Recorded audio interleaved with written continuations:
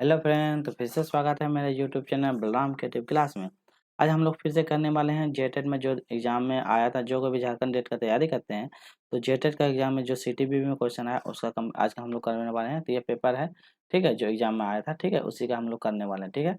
आपको थोड़ा-सा इससे पहले मतलब बता दे रहे हैं थोड़ा-सा कि आपको एग्ज़ाम में किस-किस टाइप का क्वेश्चन आएगा, क्या-क्या पैटर्न रहेगा, वो चीज़ थोड़ा-सा बता देंगे, ठीक है। चलिए देखिए, यहाँ पे हम आपको दिख रहा होगा, तो आपका एग्ज़ाम जो होता है कितना है?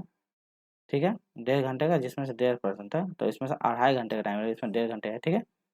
वो रहेगा और नेगेटिव मार्क्स नहीं रहेगा, ठीक है? ये चीज़ आप ध्यान रखिएगा। आपका देख लीजिए यहाँ पे पेपर है, ठीक है?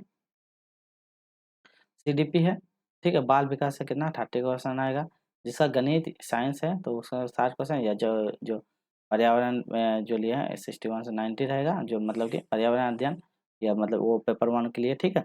और जो पेपर 2 के लिए देंगे तो उसमें से एसएसटी का आता है, ठीक है? तो एसएसटी का रहेगा, उसमें भी 60 क्वेश्चन रहेगा, वो से आपको एक्सप्लेन बता रहे हैं, ठीक है? फिर उसमें से फिर हिंदी का रहेगा, 30 मार्क्स का रहेगा और इंग्लिश का रहेगा, ठीक है? तो इस टाइप का क्वेश्चन रहेगा, ठीक है? चलिए, तो 30-30 का क्वेश्चन रहेगा, ठीक? तो इतना आपको याद रखना, और ये इसमें का कोई भी नेगेटिव मार्क्स नहीं रहेगा, ठीक है? तो चलिए हम लोग देखते हैं कि किस टाइप से क्वेश्चन पूछा, ठीक है?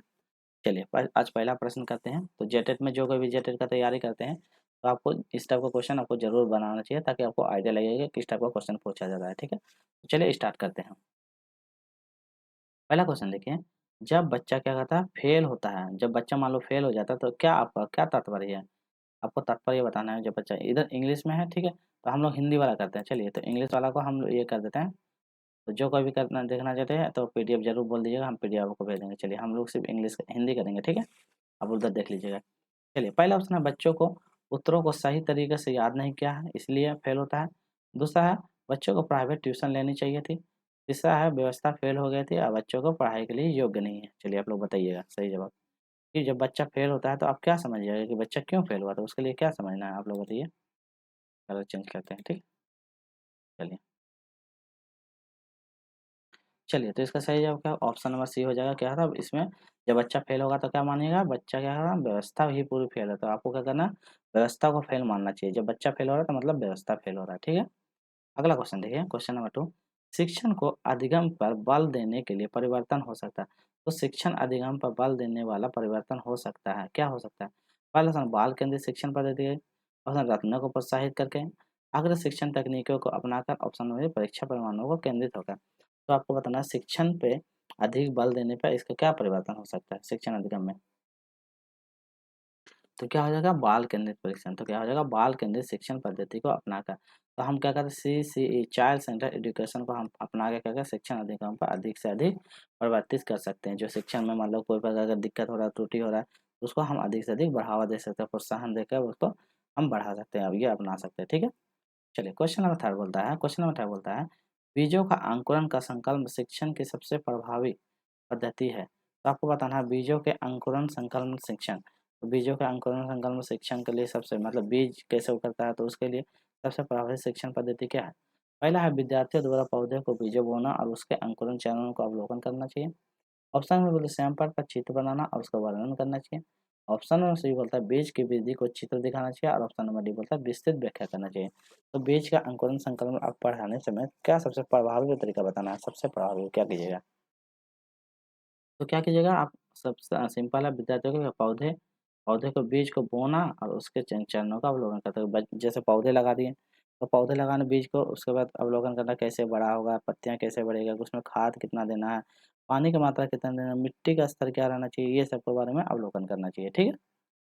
चलिए, अगला क्वेश्चन, क्वेश्चन नंबर 4 बोलता है, क्या बोलता है, समावेशी शिक्षा। क्या बोलता है समावेशी शिक्षा, इंडिविजुअल डिफरेंस में क्या होता है, इंडिविजुअल डिफरेंस में ये होता है कि एक ही कक्षा के भीतर सभी बच्चों को समान रूप से शिक्षा प्रदान करें, ठीक है। इसी को बोलता है समावेशी शिक्षा। चलिए, पहला ऑप्शन होता है कक्षा में विविधता का उत्साह को मनाना चाहिए। ऑप्शन में क्या है, दाखिले संबंधी कठोर प्रक्रियाओं को बढ़ावा देना चाहिए। ऑप्शन में तथ्यों की शिक्षा को क्या है, मातारोपण से संबंधित होना चाहिए। ऑप्शन में ये बोलता है हाशिए की स्थिति के वर्गों को शिक्षक को सम्मानित करने पर संबंधित होना चाहिए। तो आपको बताना समावेशी शिक्षा क्या होता है। आपको तो समझा नहीं है, आप समझ सकते हैं। तो क्या होता है समावेशी शिक्षा में, क्या होता है, यही होगा कक्षा में विविधता को उत्सव मनाना चाहिए। विविधता मतलब हर प्रकार का, जैसे विविधता मतलब जैसे कि ये स्कूल है, स्कूल में हर प्रकार के बच्चे आते हैं, जैसे कि गरीब वर्ग के बच्चे आते हैं, उच्च वर्ग के बच्चे आते हैं, मतलब और उससे कम वर्ग के कोई अपंग आते हैं, मतलब जिसको बोलने का किसी को समझ में नहीं आता। तो हर बच्चों की एक्टिविटी को लेके क्या कहते हैं उसका उत्साह मनाना चाहिए। बच्चों को प्रोत्साहन देना चाहिए और हर बच्चों को लिए अच्छा करना चाहिए। तो इसी को बोलते हैं समावेशी शिक्षा, ठीक है। चलिए क्वेश्चन नंबर 5 बोलता है, निम्न में से कौन सा वस्तुनिष्ठ प्रश्न है? वस्तुनिष्ठ मतलब ऑब्जेक्टिव, ठीक है। यहाँ पे इंग्लिश में देख लीजिए, ऑब्जेक्टिव बोलता है, ठीक है, ऑब्जेक्टिव।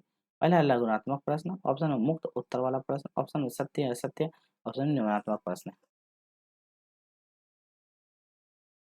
चलिए तो बताइए इसका क्या हो जाएगा।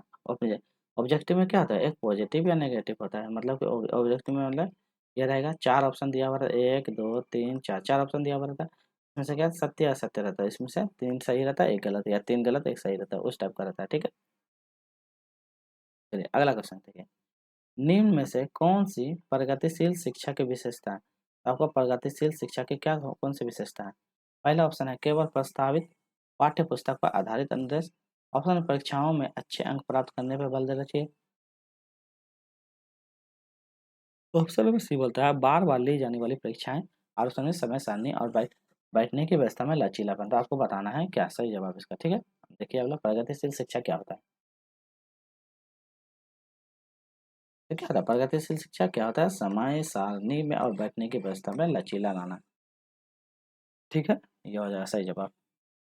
चलिए क्वेश्चन नंबर 7 देख लेते हैं, क्या बोलता है क्वेश्चन नंबर 7 क्या होता है, एक शिक्षक प्रश्न पत्र बनाने के बाद, मान लो एक शिक्षक जब प्रश्न पत्र बनाने के बाद क्या करता है, यह जांच करता है, क्या जांच करता है कि प्रश्न परीक्षण के विशिष्ट उद्देश्य परीक्षण ले, मतलब इस स्पेशल मतलब स्पेशल का परीक्षण लेता रहे, वह मुख्य रूप से प्रश्न पत्र को के या का के बारे में चिंतित है, विशेष रूप से परीक्षा ले, और उसके लिए वो प्रश्न जो बनाए हैं उसके लिए चिंतित है। तो क्या चिंतित है वो बताना है। पहला समूह विषय वस्तु को शामिल करने के लिए चिंतित है, प्रश्नों के प्रकार से चिंतित है, विश्वसनीय से चिंतित है, या वैधता से चिंतित है। तो बारे में क्यों चिंतित है, किस कारण चिंतित है? तो क्या है वो संपूर्ण जितना भी है संपूर्ण विषय वस्तु को शामिल करने से चिंतित है, कि उसी के बारे में सोच रहा है कि क्या करें कैसे करें, उसके बारे में चिंतित है, ठीक है। अगला क्वेश्चन देखिए, विवेचनात्मक शिक्षण शास्त्र, विवेचनात्मक शिक्षण शास्त्र के बारे में बताना है, ठीक है। तो विवेचनात्मक शिक्षण का यह दृढ़ विश्वास है कि क्या है, आपको बताना विवेचनात्मक शिक्षण का एक, चलिए बताइए। पहला ऑप्शन देखिए, शिक्षार्थियों को स्वतंत्र रूप से तर्कना नहीं करनी चाहिए, ऑप्शन में भी बोलता है बच्चों को स्कूल से बाहर क्या सीखा है उसके बारे में प्रासंगिक है, ऑप्शन में शिक्षार्थियों का अनुभव अप्रत्यक्ष महत्वपूर्ण होते हैं, ऑप्शन में एक शिक्षक को हमेशा कक्षा के अनुदेशन के नेतृत्व करना चाहिए। तो आपको बताना है विवेचनात्मक शिक्षण शास्त्र का क्या उद्देश्य है, दृढ़ विश्वास क्या है। चलिए तो क्या हो जाएगा इसका सही जवाब ऑप्शन नंबर सी हो जाएगा, क्या जवाब। तो ये अनुभव प्रत्यक्ष महत्वपूर्ण होता है, ठीक है। चलिए अगला क्वेश्चन, क्वेश्चन नंबर 9, विद्यालय आधारित आकलन मुख्य रूप से किस सिद्धांत पर आधारित होता है? तो विद्यालय आधारित आकलन मुख्य रूप से किस सिद्धांत पर आधारित होता है? पहला ऑप्शन है बाह्य परीक्षाओं की अपेक्षा शिक्षक को अपने शिक्षार्थी की क्षमता को बेहतर जानने के लिए, ऑप्शन में किसी भी कीमत पर विद्यार्थियों को अच्छे या गैर मिलने चाहिए, ऑप्शन में विद्यालय बाह्य परीक्षण निकायों की अपेक्षा ज़्यादा सक्षम, ऑप्शन में बता आकलन बहु क्या होता है किफायती या मिथ्यावादी होना चाहिए। तो आपको बताना है विद्यालय आधारित आकलन मुख्य रूप से किस सिद्धांत पर आधारित होता है? तो क्या होगा इसका सेवा, ऑप्शन नंबर ए हो जाएगा बाह्य परीक्षा की अपेक्षा शिक्षक को अपने शिक्षार्थी की क्षमता को बेहतर जानना है, ठीक है। चलिए क्वेश्चन नंबर 10 देख लेते हैं, इसमें क्या बोलता है क्वेश्चन नंबर 10, शिक्षा क्या होता है, शिक्षार्थी व्यक्तित्व विभिन्नता प्रदर्शित करते हैं, मतलब शिक्षा व्यक्तित्व विभिन्नता प्रदर्शित अर्थात शिक्षक को क्या करना चाहिए।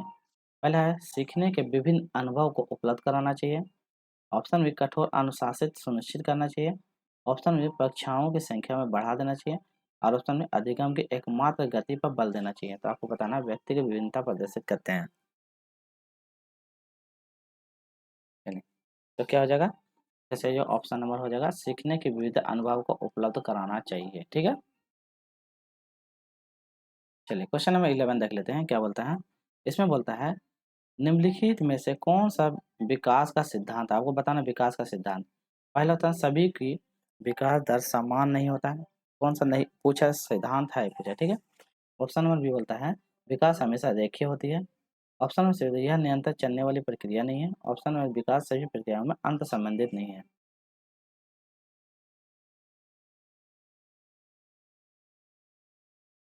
तो सही जवाब होगा ऑप्शन नंबर ए हो जाएगा। सभी विद्यार्थियों के विकास दर क्या है, समान स्तर नहीं होते। सभी विकास बच्चों के विकास दर क्या है, डिफरेंट डिफरेंट होते हैं। जैसे ये रेखीय होती है, ये तो सही है। ये जैसे कि चरण ये नहीं होता, क्या होता है, विकास निरंतर चलने वाली प्रक्रिया, यहाँ बोलता नहीं है, तो ये तो गलत हो जाएगा। ये भी गलत हो जाएगा, ठीक है। तो ऑप्शन नंबर ये सही हो जाएगा, ठीक है। चलिए अगला क्वेश्चन देखिए, क्या बोलता है, मानव विकास के क्षेत्रों में विभाजित किया जाता है जो, मानव विकास के क्षेत्र में क्या विभाजित किया जाता है जो है, वो पूछा है। शारीरिक, संज्ञानात्मक, संज्ञानात्मक और सामाजिक। तो आपको बताना, सीक्वेंस बताना है कि कौन सा सही हो। दूसरा है संज्ञानात्मक, सामाजिक, आध्यात्मिक और सामाजिक। ऑप्शन में सी मनोवैज्ञानिक, संज्ञानात्मक, संज्ञानात्मक और शारीरिक, आध्यात्मिक, संज्ञानात्मक और सामाजिक। तो क्या हो जाएगा, ऑप्शन नंबर क्या हो जाएगा इसका, 12 का सी हो जाएगा। क्या हो जाएगा, क्या है, मनोवैज्ञानिक रूप से होना चाहिए, संज्ञानात्मक होना चाहिए, मतलब संज्ञानात्मक, संवेगात्मक और शारीरिक विकास होना चाहिए। तो ये 4 अवस्थाएं माना जाता है, ठीक है। ठीक है, तो इसका वही होता है, पीसीएसई होता है, ठीक है। पीसीएसई यही सिद्धांत होता है, ठीक है। ये वाला सिद्धांत है, ठीक। चलिए अगला देख लेते हैं। Question number 13। एक शिक्षक, एक शिक्षा के मतलब शिक्षार्थी है, पाठ्य पुस्तक और फल सब्जी के लिए कुछ चित्र का प्रयोग करते हैं। मतलब एक शिक्षिका है, ठीक है, टीचर है। वो कहते हैं कि पास मतलब पढ़ाने के दौरान क्या है, फल सब्जी लेके जाती है बच्चों के लिए, ठीक है। और चित्र में अपने विद्यार्थी की चर्चा करती है, मतलब वो उसको दिखाकर चर्चा करती है और इसका जानकारी अपने पूर्व ज्ञान से जोड़ती है, जो पीछे जो बच्चा पढ़ गया है उसके अनुसार जोड़ती है और पोषण की संकल्पना सिखाती है। तो यह उद्गम पर आधारित है। मतलब इस सिंपल से है कि एक एक टीचर है, ठीक है, क्या कहती है, फल सब्जी लाती है। और बच्चों जो पहले से मान लो वो थोड़ा बहुत भी उससे मतलब पढ़ाई से रिलेटेड जानकारी है, उसको उससे मतलब जोड़ के पढ़ाती है। तो ये क्या है, पहले अधिगम का शास्त्रीय अनुबंध है, और उसमें पुनः बल का सिद्धांत है, और उसमें अधिगम का शास्त्रीय अनुबंध है, और उसमें ज्ञान का निर्माण है। चलिए बताइए, तो क्या हो जाएगा, ये तो आसान है। क्या कहते हैं बच्चों को, क्या कहते हैं, ज्ञान का निर्माण करती है। क्या कहते हैं, बच्चों का ज्ञान का निर्माण करती है, ठीक है। चलिए अगला क्वेश्चन, क्वेश्चन नंबर 14 रहता है। जब बच्चे की दादी उसे उसे उसकी माँ की गोद से लेती है, जब बच्चा मान लो छोटा बच्चा बेबी है, ठीक है, छोटा बच्चा बेबी 1 से 2 साल की बेबी है, ठीक है। तो उसमें 0 से 2 मतलब 1 साल के बच्चे की बेबी है, उसको जब क्या कहते हैं उसकी दादी माँ क्या कहते हैं उसकी माँ को गोद से लेती है, बच्चे के माँ के गोद से लेती है, तो बच्चा क्या है ना रोने लगता है। ऐसा क्यों कारण है, मतलब कारण बताना क्यों रोता है। पहला सामाजिक दुश्चिंता का कारण, भावनात्मक दुश्चिंता का कारण, या अजनबी दुश्चिंता का कारण, या वियोग दुश्चिंता का कारण। तो बच्चा रोने क्यों लग जाता है? वह क्या कहता है, उसको लगता है कि वियोग मतलब उसकी माँ से क्या कहते हैं उसको हटा रहा है, इसीलिए वियोग का कारण क्या कहता है, बच्चा रोने लग जाता है कि उसे छीन रहा है इसीलिए, ठीक है। शिक्षा के संदर्भ में सामाजिकरण का क्या सिद्धांत है, शिक्षा का संदर्भ में बताना है। पहला ऑप्शन अपने सामाजिक मापदंड बनाना। ऑप्शन में समाज में बड़े का सम्मान करना। ऑप्शन में सामाजिक वातावरण में अनुकूलता और समायोजन। ऑप्शन में सामाजिक मापदंड का सदैव अनुपालन करना। चलिए बताइए आप लोग, क्या हो जाएगा सही जवाब, इसका जो है ऑप्शन नंबर सी हो जाएगा, सामाजिक वातावरण में अनुकूलन और समायोजन। तो अनुकरण भी करना और बच्चों में क्या करना, समायोजन भी करना, ठीक है। मतलब एक एकोमोडेशन होता है और एसिमिलेशन होता है। एकोमोडेशन होता है कि मतलब कि उसको क्या कहता है मॉडिफाई करना, मतलब पूर्व ज्ञान को क्या कहते हैं उसको आत्म आत्मसात कर देना। और एकोमोडेशन और एसिमिलेशन होता है जो आप जानते हैं, उसमें क्या कहता है नवीन ज्ञान को जोड़ लेना, ठीक है। उसमें संशोधन करना और नवीन ज्ञान को इसमें ऐड कर लेना, ये चीज़ होता है, ठीक है। ये सब बताएंगे जीन पियाजे का सिद्धांत में सब है, ठीक है। चलिए राज्य स्तर की एक एकल क्या है, गायन गायन प्रतियोगिता के लिए विद्यार्थियों के तौर तरीके मतलब तैयार करते समय एक विद्यार्थी लड़कियों की वरीयता देता है, यह क्या कहता था, मतलब कि जैसे गायन प्रतियोगिता हो रहा है तो तैयार करते समय क्या एक विद्यालय लड़कियों को वरीयता देता है, यह दर्शाता है, क्या दर्शाता है, मतलब कि लड़कियों को प्रोत्साहित करता है, मतलब लड़कियों को आगे को बढ़ावा देता है, ठीक है। क्या कहता है, वैश्विक प्रगति दिखा रहा है, प्रयोजनात्मक होगा दिखा रहा है, और गतिशील चिंतन दिखा रहा है, या लैंगिक प्रतिवाद दिखा रहा है। ये तो आसान है, ये तो आसान है। क्या कर रहा है, जब भी इस तरह का प्रोत्साहन कर रहा है, सिर्फ लड़की को प्रोत्साहन कर रहा है, तो क्या करता है वो लैंगिक पूर्वाग्रह को दर्शा रहा है, ठीक है। उसको बोलते हैं जेंडर स्टीरियो बोलते हैं इंग्लिश में, ठीक है। वाइगेस्की बच्चों को सीखने में निम्न में से किस कारक की महत्वपूर्ण भूमिका पर बल देते हैं। वाइगोस्की के अनुसार बच्चों को जो सीखने में है तो कहता है किस कारण पर सबसे अधिक योगदान देते हैं। पहला ऑप्शन आनुवंशिकता पे, ऑप्शन में नैतिकता पे, ऑप्शन में शारीरिक, ऑप्शन में सामाजिक। तो किस पे अधिक बल देते हैं? ये भी आसान है। वाइगेस्की के 3 सिद्धांत देता है, ठीक है? भाषा, संस्कृति और विचार का सिद्धांत दिया था, तो सामाजिक पे, ठीक है? मतलब भाषा का, संस्कृति का और सामाजिक पे, ठीक है? एक शिक्षिका अपने शिक्षार्थी की विभिन्नता अधिगम शैली को संतुष्ट करने के लिए यह वैधृत्व कार्यों का उपयोग करती है। वह से प्रभावित है, क्या से प्रभावित है? पहला ऑप्शन कोहलबा के नैतिक विकास से प्रभावित है। ऑप्शन में कार्टन के बहुबुद्धि सिद्धांत से प्रभावित है। ऑप्शन में वाइगोस्की के सामाजिक संस्कृति सिद्धांत से। ऑप्शन में पियाजे के संज्ञानात्मक विकास का सिद्धांत से प्रभावित है।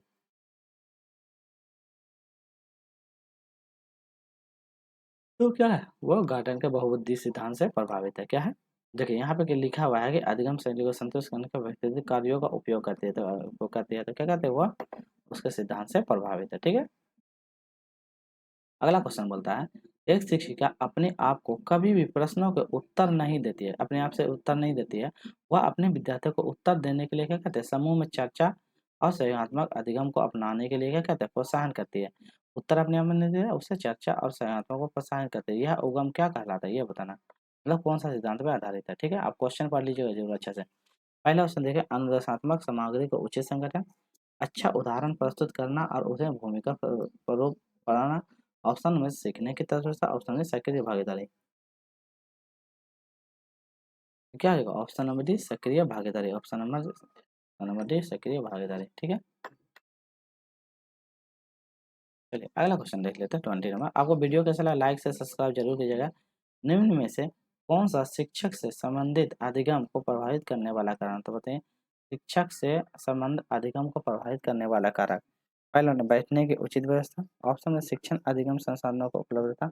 ऑप्शन में से विषय वस्तु या अधिगम अनुभव को प्रवृत्ति। ऑप्शन नंबर डी विषय वस्तु की प्रवीणता। क्या हो जाएगा इसका सही जवाब? ऑप्शन नंबर डी हो जाएगा विषय वस्तु की प्रवीणता, ठीक है? तो ये सही जवाब होगा। चलिए 21 नंबर क्वेश्चन देख लेते हैं। अब जल्दी जल्दी कर देते हैं, थोड़ा सा और 2-3 क्वेश्चन बचा है। कोहलबर्ग के अनुसार बताना शिक्षक क्या कहता है बच्चों में नैतिक मूल्यों का विकास कर सकता है, तो आपको बताना कोहलबर्ग के अनुसार शिक्षक बच्चों में नैतिक मूल्य का विकास कैसे करेगा। पहला ऑप्शन धार्मिक शिक्षा का महत्व देगा। ऑप्शन में व्यवहार को स्पष्ट नियम बनाकर। ऑप्शन में नैतिक मुद्दों पर आधारित चर्चाओं को उन्हें शामिल करके। ऑप्शन नंबर डी कैसे व्यवहार किया जाना चाहिए इस पर कठोर निर्देश देगा। तो किसमें कह सकते हैं वह नैतिक मुद्दों पर आधारित चर्चा और उन्हें शामिल करके, तो नैतिक मुद्दों पर चर्चा करके उसे शामिल करके, ठीक है? चलिए अगला क्वेश्चन देख लेते हैं। Question number 22। छोटे शिक्षार्थियों को कक्षा कक्ष में समन्वयकों के साथ अंत क्रिया करने के लिए प्रोत्साहित करना चाहिए, जिससे क्या है मतलब छोटे जो शिक्षार्थी हैं कक्षा कक्ष में क्या समव्यवस्था के साथ अंत क्रिया करने के लिए प्रोत्साहित करना चाहिए। क्या कर सकते हैं वो एक दूसरे को प्रश्नों को उत्तर सीखकर वो पाठ्य को बहुत जल्दी पूरा किया जा सके। उस दिशा वो पढ़ने के दौरान सामाजिक कौशल सीख सके या शिक्षक कक्षा कक्ष को बेहतर तरीके से नियंत्रित कर सके। तो क्या मतलब प्रोत्साहित करने के लिए क्या करना चाहिए उसे? क्या करना चाहिए? वो क्या कहते हैं वो पढ़ने के दौरान सामाजिक कौशल सीखे, इसीलिए ठीक है? तो पढ़ने के दौरान क्या सामाजिक कौशल भी सीखे, ठीक है? अगला क्वेश्चन बोलता है, जब एक नियोग बच्चा पहली बार विद्यालय में आता है तो शिक्षक को क्या करना चाहिए? मतलब नियोग मतलब जो अपंग, ठीक है? जो मतलब बीमारी से ग्रस्त है, तो नियोग बच्चे जब आता है क्या करना चाहिए? पहले बच्चों को नियोक्ता के अनुसार उसे विशेष विद्यालय में भेजने का प्रस्ताव देना चाहिए। उसे अन्य विद्यार्थियों से अलग रखना चाहिए। उसे क्या कहते हैं सरकारी योजना विकसित करने के लिए बच्चों को माता-पिता के साथ चर्चा करनी चाहिए या प्रवेश परीक्षा लेनी चाहिए। तो आप क्या कीजिएगा? जब न्यू बच्चा आपके क्लास में आएगा, आप टीचर हैं, तो क्या कीजिएगा? आसान है ये। क्या कीजिएगा आप उसको क्या कहते हैं सरकारी योजना विकसित करने के लिए क्या बच्चों के माता-पिता के साथ क्या करें चर्चा करना चाहिए, ठीक है? चलिए अगला क्वेश्चन जीन पियाजे से है। कि जीन पियाजे के संज्ञानात्मक विकास के चरण के अनुसार को बताना इंद्रियगामी सेंसरी मोटर स्किल, ठीक है? सेंसरी मतलब एस सेंसरी मोटर स्किल अवस्था किसके साथ संबंधित है, ठीक है? सेंसरी मोटर स्किल में बताना है। अब बच्चों का सेंसरी मोटर स्किल कितना घंटा है वो बताना है। पहला अनुकरण स्मृति और मानसिक रूप से, तार्किक रूप से समस्या समाधान योग्यता। ऑप्शन में से विकल्पों को निर्वाचन और विश्लेषण करके। ऑप्शन में से सामाजिक मुद्दों को सकारात्मक करके। चलिए बताइए तो क्या हो जाएगा इसका? तो ये ऑप्शन नंबर ये हो जाएगा अनुकरण और स्मृति की मानसिक निरूपण से, अनुकरण से मानसिक निरूपण रूप से, ठीक है? अगला क्वेश्चन नंबर 25 बोलता है मानव व्यक्तित्व परिमाण है, तो मानव व्यक्तित्व क्या परिमाण है? पहला है पालन पोषण और शिक्षण का। ऑप्शन में आनुवंशिक और वातावरण के अंतःक्रिया का, केवल वातावरण का, ऑप्शन में केवल आनुवंशिक का। तो मानव व्यक्तित्व का क्या प्रमाण है? तो क्या प्रमाण है? यह है बच्चों के आनुवंशिक और वातावरण के अंतःक्रिया का, ठीक है। चलिए अगला क्वेश्चन देख लेते हैं। क्वेश्चन नंबर 26 बोलता है कि शिक्षण अधिगम प्रक्रिया में व्यक्तिगत रूप से ध्यान देता है क्या महत्वपूर्ण है? तो आपको पता है शिक्षण अधिगम प्रक्रिया में व्यक्तिगत रूप से ध्यान देना क्या महत्वपूर्ण है? क्यों महत्वपूर्ण है ये पूछा है, क्यों महत्वपूर्ण है ये पूछा है, ठीक है। पहला ऑप्शन शिक्षार्थी हमेशा समूह में ही बेहतर सीखते हैं। ऑप्शन में बोलते शिक्षक प्रशिक्षण कार्यों में ऐसे ही बताया गया है। ऑप्शन नंबर सी बोलता है इसमें प्रत्येक शिक्षार्थी को अनुसूचित मतलब अनुशासित करने के लिए शिक्षक को बेहतर अवसर मिलते हैं। अब बच्चों की विकास दर में भिन्न होती है और वो भिन्न-भिन्न तरीकों से सीखते हैं। तो आपको बताना है सही जवाब, ठीक है? चलिए, क्या हो जाएगा? इसका सही जवाब ऑप्शन नंबर डी हो जाएगा। क्या हो जाएगा? बच्चे क्या कहते हैं विकास की दर भिन्न होती है और वो भिन्न-भिन्न तरीके से कैसे सीख सकते हैं, ठीक है? चलिए अगला क्वेश्चन, क्वेश्चन नंबर 27 निम्न में से कौन-सी समस्या समाधान की वैज्ञानिक पद्धति का पहला चरण है? तो बताना समस्या समाधान के पहला चरण। पहला ऑप्शन है क्या प्रकल्पना की परीक्षण करना। ऑप्शन समस्या के प्रति जागरूकता। ऑप्शन में प्रासंगिक जानकारी को एकत्र करना। ऑप्शन में परिकल्पना का निर्माण करना। तो क्या हो जाएगा? जैसे ये ऑप्शन में प्रासंगिक जानकारी को एकत्रित करना ये सही होगा, ठीक है। चलिए क्वेश्चन नंबर 28 देखते हैं। इसमें बता निम्न में से कौन सा सीखने का क्षेत्र है? तो आपको बताना सीखने का क्षेत्र है। पहला ऑप्शन आनुभविक, ऑप्शन में भावनात्मक, ऑप्शन में आध्यात्मिक, ऑप्शन में व्यावसायिक। आपको बताना सीखने का कौन सा क्षेत्र है? तो कौन सा होगा? ये हो जाएगा अनुभाविक। तो इसका सही जवाब है ऑप्शन नंबर ए अनुभाविक, ठीक है। चलिए क्वेश्चन नंबर 29 जब बच्चा कार्य करते हुए उबने लगता है तो यह इस बात का संकेत है कि जब बच्चा मान लो कार्य करते करते क्या उबने लगता है तो क्या संकेत है? पहले संभवतः कार्य यांत्रिक रूप से बार बार हो रहा है। ऑप्शन में बच्चा बुद्धिमान नहीं है। ऑप्शन में बच्चों को सीखने की योग्यता नहीं है। ऑप्शन में बच्चों में अनुशासित करने की जरूरत है। तो उबने लगता है तो क्या कीजिएगा आप? तो क्या कीजिएगा बच्चा क्या था समाधान कार्य को यांत्रिक रूप से बार-बार हो रहा है, इसीलिए बच्चा क्या कर रहा है, एक ही चीज़ को बार-बार पढ़ा रहे हैं, बार-बार पढ़ा रहे हैं, तो क्या कहता है, वो ऊबने लग जाता है, ठीक है? चलिए अगला क्वेश्चन देख लेते हैं 30 प्रायः शिक्षार्थी की त्रुटि जो शिक्षार्थी की त्रुटि की ओर संकेत करती है, तो शिक्षार्थी की त्रुटि की ओर संकेत करती है। पहला वो ऐसे सीखते हैं उसके लिए, ऑप्शन यांत्रिक अभ्यास की आवश्यकता के लिए, सीखने की अनुपस्थिति के लिए और शिक्षार्थी के सामाजिक आर्थिक स्तर के लिए। क्या हो जाएगा ऑप्शन इसका? ऑप्शन नंबर बी हो जाएगा यांत्रिक अभ्यास की आवश्यकता के लिए, ठीक है? तो क्या हो जाएगा इसका यांत्रिक अभ्यास की आवश्यकता के लिए, ठीक है? तो यहाँ से खत्म हो गया, फिर यहाँ से स्टार्ट होगा मैथ्स का, तो मैथ्स का सीरीज हम नेक्स्ट डे करवाएँगे, ठीक है? मैथ्स और साइंस और एसएसटी का वो सब सारा करवाएँगे, ईवीएस का भी सारा करवाएँगे। तो आज सीडीपी का ही करते हैं, ठीक है? सीडीपी का कंप्लीट कर देते हैं, तो आज सीडीपी का ये कंप्लीट हो गया जो 2012 एग्ज़ाम में आया था, तो ये कर देते हैं, कंप्लीट हो गया। फिर हम मिलेंगे नेक्स्ट वीडियो में, आज का वीडियो इतना ही रखेंगे ताकि आपको अच्छा से अच्छा आप इसको प्रैक्टिस करिए ताकि एग्जाम में अच्छा से अच्छा तो ये जेटेड का आज सीडीपी का कंप्लीट होता है। फिर मिलता है नेक्स्ट वीडियो, आज का वीडियो